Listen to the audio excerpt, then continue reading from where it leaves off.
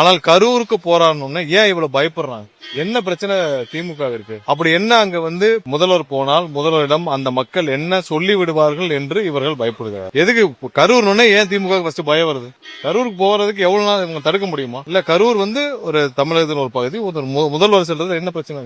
So அது ஏன் இவங்க வந்து முதல்ல பயந்துகிட்டு முதல்லயே போய் ஒரு மனுவை ஏன் தாக்கல் செய்யறாங்க? அதுவே தவறு. ஏன்னா ஒரு முதல்வர் போக கூடாதுன்னு சொல்றது எந்த ஊர்ல என்னன்னே தெரியாம ஒரு லீகல் டீம், அதாவது இன்னைக்கு உச்சநீதிமன்றம் நீதிபதி சொல்றாங்க குற்றவாளின்னு சொல்லிருக்காங்க. முதல்ல போய் படிச்சுட்டு வாங்கன்னு சொல்லி அமைச்சிருக்காங்க அந்த அட்வொகேட்ஸ். முதல்ல போய் நீங்க போய் கேஸ் எல்லாம் படிச்சுட்டு வாங்க, எதுக்கு கேஸ் போறீங்க, எதுக்கு பெட்டிஷன் போறீங்கன்னு படிச்சுட்டு வாங்கன்னு சொல்லி அமைச்சிருக்காங்க. அந்த லட்சணத்துல ஒரு டீம் இதை வச்சுட்டு இவர்கள் வந்து சுப்ரீம் கோர்ட் வரைக்கும் போய் எல்லாருடைய நேரத்தையும் வீணடிச்சு இதன் மூலமா வேற வேலை பார்த்துட்டு இருக்காங்க. முதல்ல மக்களுக்கு ஏதாவது 5 வருஷமா செஞ்சீங்களா? எதுவும் செய்யல. இதை விட்டுட்டு நீங்க வந்து இன்னைக்கு வந்து முதல்வரை கரூருக்கு போறது ஒரு சின்ன ஒரு செய்தி கூட வராத நிலையில் உடனடியாக போய் ஒரு மனுவை தாக்கல் செஞ்சால் என்ன பயம் திமுக? கரூர்னு சொன்ன ஏன் இவ்வளவு பயப்படுறது? இன்னும் எத்தனை முறை இது மாதிரி நீங்கள் நீதிமன்றங்களில் நீங்கள் வந்து தேவையில்லாமல் நீதிமன்ற நேரத்தையும் வீணடிக்க போவீங்க. நீங்க வந்து 4 வருடம் அவருடைய 3-4 வருடம் அவருடைய தம்பி அசோக் ஏற்கனவே தலைமுறைவா இருந்தார்ல, எத்தனை சம்மன் அனுப்பப்படிச்சு ஈடியில இருந்து தலைமுறை வந்தல, அவருக்கு ஓடி ஒளிவதுதான் பெரிய விஷயம். அவர் வந்து அன்னைக்கே ஒரு 5 நிமிஷம் அசந்து அப்பயே எஸ்கேப் ஆயிருப்பார். சோ இப்ப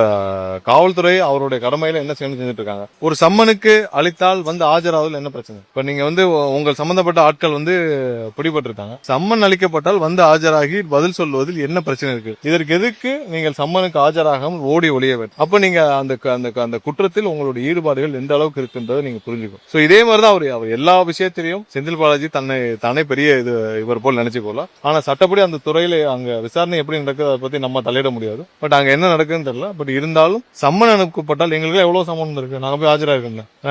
டெல்லியில சிபிஐல போய் கூப்பிட்டாங்க, நாங்க ஆஜராலையா? நாங்க போயிட்டு வரலையா? எல்லாரும் போயிட்டு வந்தோம்ல. சம்மன் கழுக்கப்பட்டால் ஆஜராவல் என்ன பிரச்சனை?